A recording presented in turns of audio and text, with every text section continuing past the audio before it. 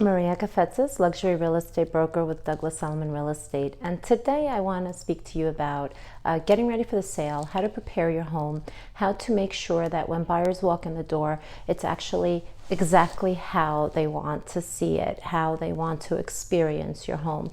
It's really an experience, especially in today's market where they have all the information they need pretty much before they get there. It's what they feel once they walk through your door. So it is super, super important to please make sure that you prepare your home and don't rush onto listing the property. The true most important thing that you can do to help yourself and help your agent is preparing the right way. Unfortunately, some agents are nervous to speak to their clients about these things or address certain issues in the house because they don't want to hurt their feelings, or because they feel, that their client may not pick them, that person may not pick them because another agent did not suggest it. And quite honestly, I don't care if that is my client's attitude, then it's okay. I am not the agent for them. But the biggest thing in preparing to sell your house, and not just the staging aspect, that'll be a whole different video in itself, but really preparing for the sale. What do you do? What's the first step? Where do you start? Making sure that you have a copy of your deed, making sure that you have a copy of all your permits, and making sure your permits are all in place are key things. And this is whether you're in New York or Florida. These things are all applicable. In Florida, it's pretty impossible to have a property with no permit. Almost nearly impossible, but in New York, it's almost in every property has illegal structures and additions and extensions and all sorts of things that sometimes do cloud the title when we're looking to clear for closing. So making sure that you have, if you're in a condominium association, having your condo docs, having a copy of the most recent rules and regulations handy, having a copy of any bylaws or additions that were put into those association documents. Preparing a list of your utilities. Buyers want to know what you spend every month. It's okay if you spend more or less than they normally would, but they still want to know those numbers. If you're living in a $3 million property and they're coming from a $900,000 property, yeah, they want to know how much more it's going to cost them to live there. And these are normal questions that a buyer has. So you can help your agent by educating them on your property. Also, get a copy of your most recent mortgage statement if you have one. If you have a line of credit, get that. It's good to know what your nets are. It's good to know where to order the payoff from, and it's stuff that you will need to have handy in the near future. A copy of your tax bills. We need to know what the current taxes are. In Florida, you can easily access that through IMAP. In New York, it's not so easy, especially if there's a village tax involved. So make sure you get a copy of your current village tax if you have a village where you live.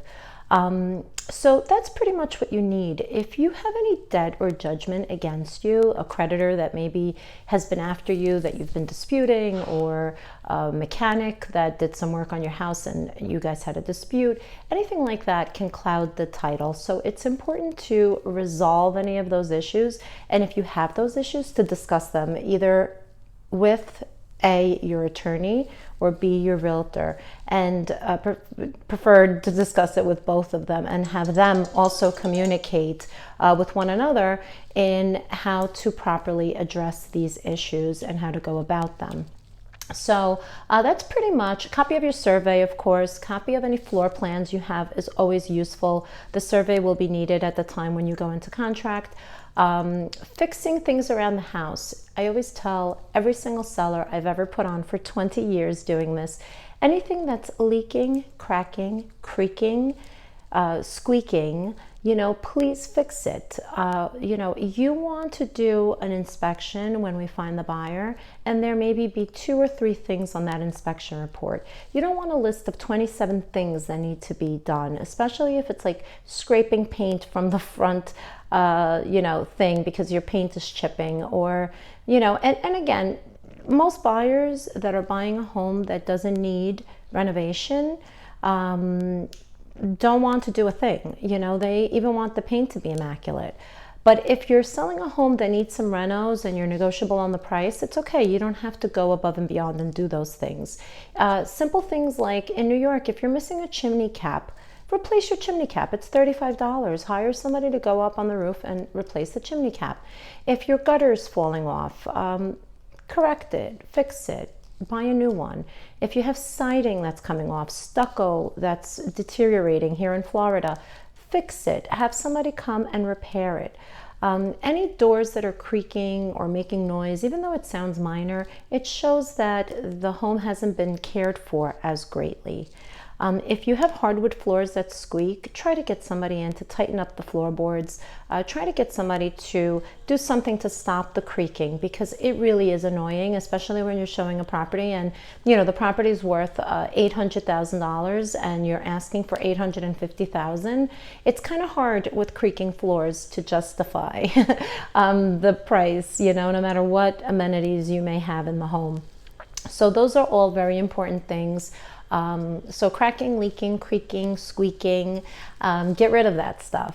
You don't want it. Your home, you know what's not working. You know what, faucets are loose, which ones are leaking water. All these things are going to be in your inspection report. Trust me, they will be. Fix those things, please. Do us all a favor, and yourselves greatly a favor, because that is really where, that's who will suffer the most, is the seller, because you will lose a tremendous amount of value for little silly things that could have been avoided.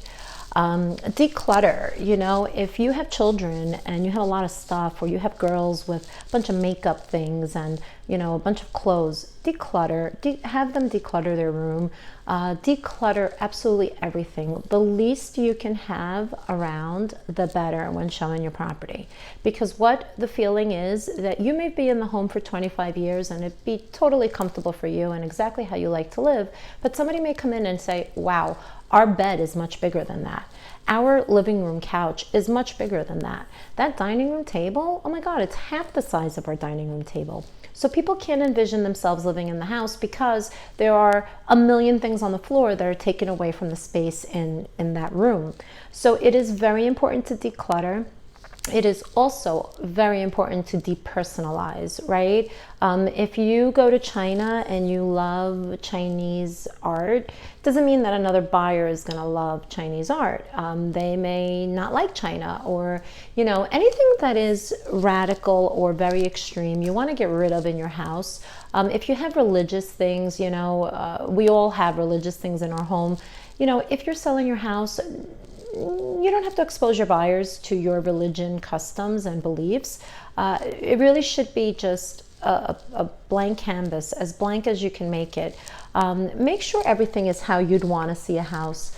Make sure it feels good. Make sure it smells good. Make sure you feel great when you walk in the door, because if you feel great, a buyer is going to feel great.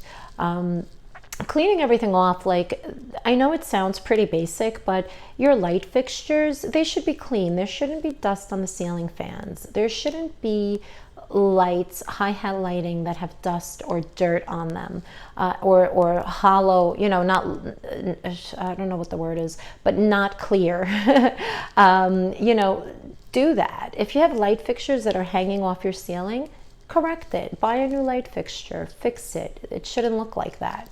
Your cabinets and your pantry. I know that sellers don't love when buyers open up the pantries and stuff, but they do. And they want to see the space, and they want to see how they're going to put their food in there. So it's important for you to keep it organized and neat and clean. This way, when the buyer opens up that pantry, or when the listing broker opens up that pantry for them, their food is not falling out, or it's not looking overstuffed, or it's not looking like a disaster in there. If you have a walk-in closet, make sure it's organized. If you have some name brand stuff, I'll go through that in my staging video, but you really need to put it out and make it look just superb. If you have an office, make it neat. Don't allow the office to be overcluttered, because they're going to look at it like it's too small of a room and it doesn't fit your stuff. It's not going to fit theirs. And that is truly what we all think. I mean, be real. Comforters and pillows and blankets should be 100% crispy clean. And if you don't have crispy clean blankets and sheets and pillows, you should buy some. You're selling your home. This is part of the decor. You have to have nice clean comforters and bed sheets and nice clean mirrors, and I'll go through that again in a staging video. So that's pretty much, you know, my best advice. Landscaping, you want some colors in your front yard. If you are in a home, if you're in a condominium, add some plants and some flowers.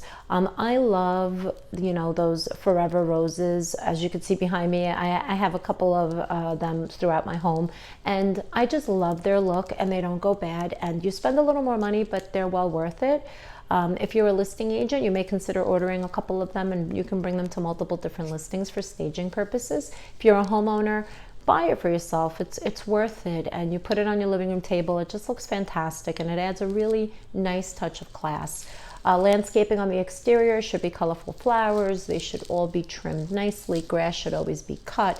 If you're in a condo, put a nice colorful plant, nice colorful, even artificial flowers are okay, as long as they look real and they, you know, add some color to the rooms and some warmth, you know. So I will make a staging video because these are some of my favorite subjects. I'm a big listing broker for many years, and I really advise clients on how to soft stage their own home with their own stuff. They don't have to go crazy, but it makes such a difference in the sale and the showing.